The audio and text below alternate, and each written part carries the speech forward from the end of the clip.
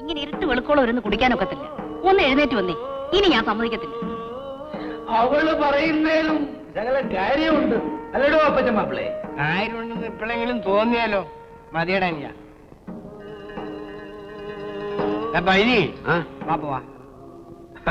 അച്ചായം പറയുന്ന കേട്ടാ തോന്നുമല്ല ഇവിടെ ഇരിക്കാൻ കാരണം ഞാനാണെന്ന്.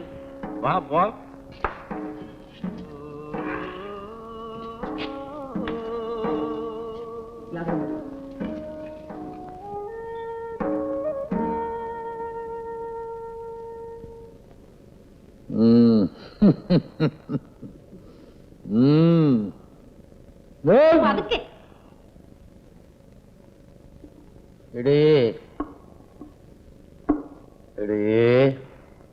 എന്റെ ഭാര്യ എവിടെ? കമലാക്ഷി മര്യാദയ്ക്ക് പോയി കിടന്നുറങ്ങുന്നുണ്ടോ?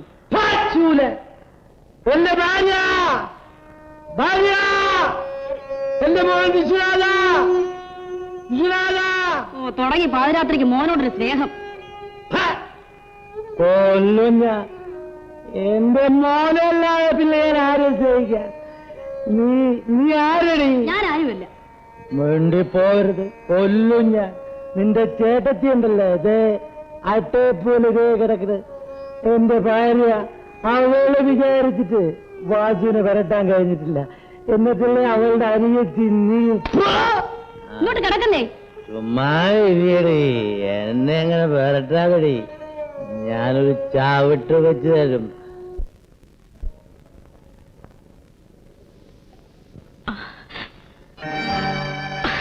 എന്താടാ പള്ളിക്കൂടെ നേരത്തെ വിട്ടിരിക്കുന്നേ? ഇന്നും ഹെഡ് മാസ്റ്റർ ചത്തോ? എനിക്കറിയില്ല. ഞാൻ വരാം.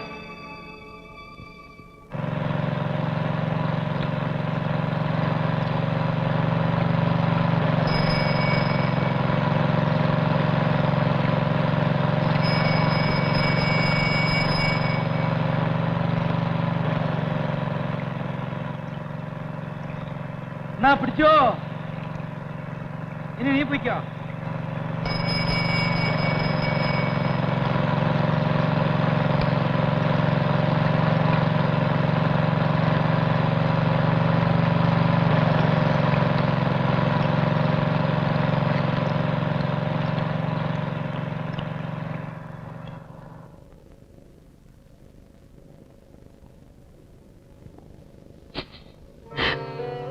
ഓരോന്നാലോചിക്കുമ്പോ കുറച്ച് വിഷം വാങ്ങിച്ചു കഴിച്ചെല്ലാം അങ്ങ് അവസാനിപ്പിച്ചാലോ എന്ന് വിചാരിക്കും. വാസുവിനാണെങ്കിൽ ബോധമില്ല, നിന്റെ അനിയത്തിപ്പണിനാണെങ്കിൽ മുന്നും പിന്നുമില്ല. നിന്റെ പാടെ എനിക്കറിയാം കമലാക്ഷി. തലയിൽ എഴുതിയത് അനുഭവിക്കാതെ നോക്കൂ. നീ അങ്ങനെ സമാധാനിക്കും, അല്ലാതെ ഇപ്പൊ എന്ത് ചെയ്യാൻ പറ്റും? എന്നാലും ഇങ്ങനൊരു തലയിലെടുത്ത് ഒരു പെണ്ണിനും ഉണ്ടാകാതിരിക്കട്ടെ. താലി കെട്ടി അന്ന് തുടങ്ങിയതാ ഈ കണ്ണീർ.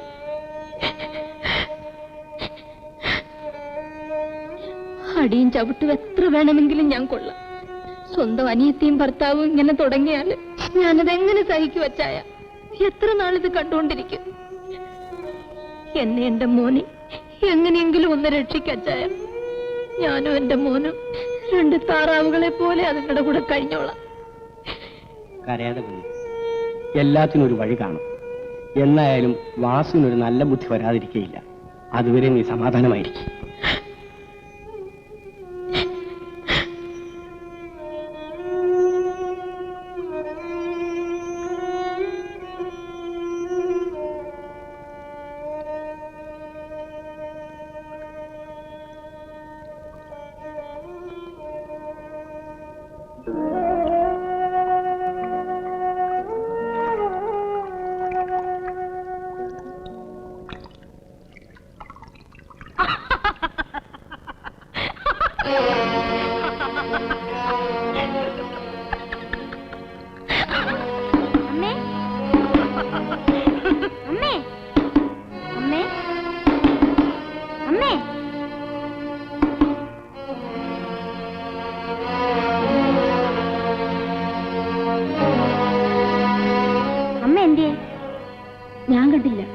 കുളിക്കാൻ പോകുന്നു പറഞ്ഞ് തുണി എടുത്തോണ്ട് പോകുന്നുണ്ട്.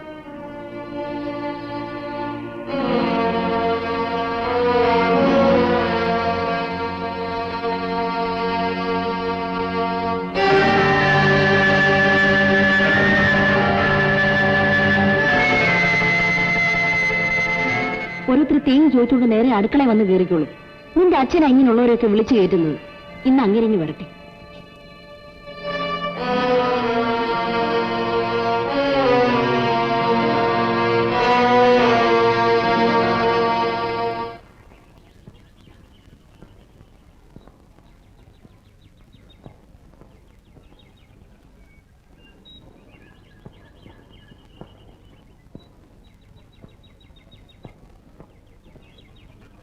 അയ്യോ, അതങ്ങനെയല്ല. ഇങ്ങനെ ഞാൻ കാണിച്ചു തരാം.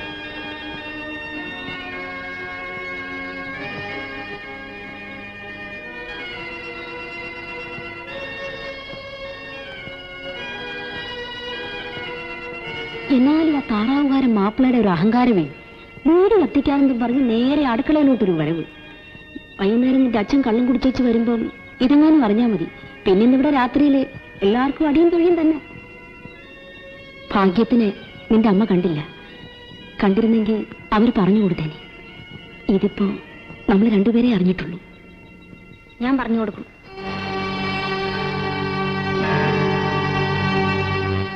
പറയല്ലേ മോനെ, ഇളയമ്മ അച്ഛൻ അടിച്ചു കൊല്ലും. അച്ഛൻ വരുമ്പോ ഞാൻ പറഞ്ഞു കൊടുക്കും. കമലാക്ഷി, പാതി കുടംപുളി ഇട്ട് വെക്ക്. ബാക്കി മുഴുവൻ അങ്ങ് വറുത്തേര്. ഇന്നും രാത്രി മേളമായിരിക്കും. ആടെ നിനക്കെന്നെ കാര്യം ചെയ്യണം. ഞാൻ കയറി വീഴുമ്പോഴേ ദേഷ്യപ്പെടുത്തരുത്. ആ ശ്രീകരം, നീ പറയൂ.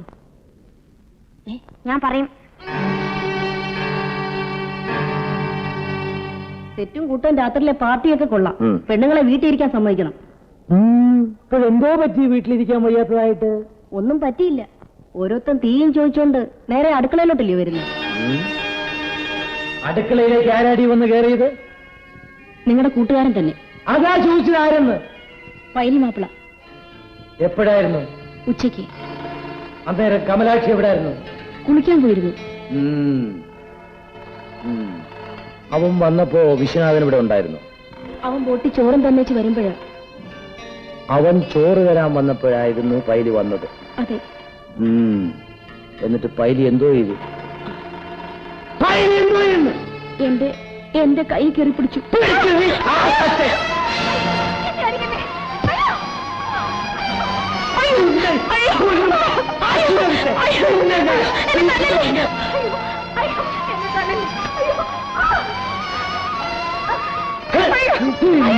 കമലാക്ഷി, എടീ കമലാക്ഷി, പൈലി വന്ന് കയറിയപ്പോ നീ കുളിക്കാൻ പോയതായിരുന്നു ഇല്ലയോ?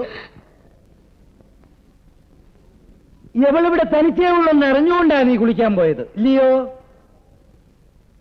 സഹായിച്ചു കൊടുത്തതാ? അല്ല. പിന്നെ? ഞാനിവിടെ ഉണ്ടായിട്ടും വലിയ വിശേഷമൊന്നുമില്ലാത്തത് കൊണ്ട്.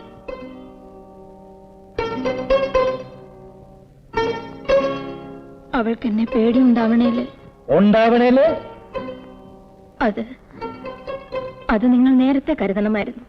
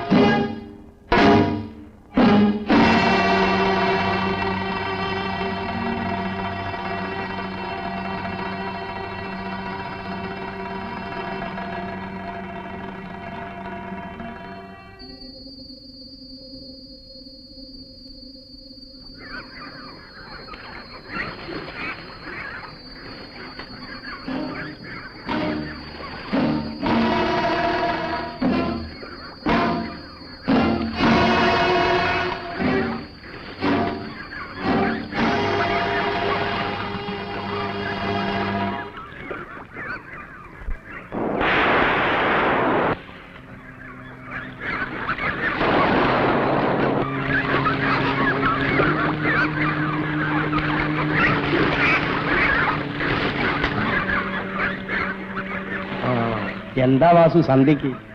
ഞങ്ങൾ രാത്രി ആവുമ്പോ വരാം.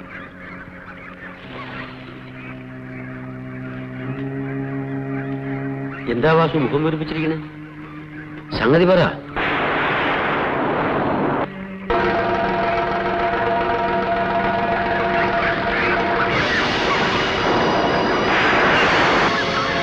വാസു ഫൈലി വാസു വാസു അയ്യോ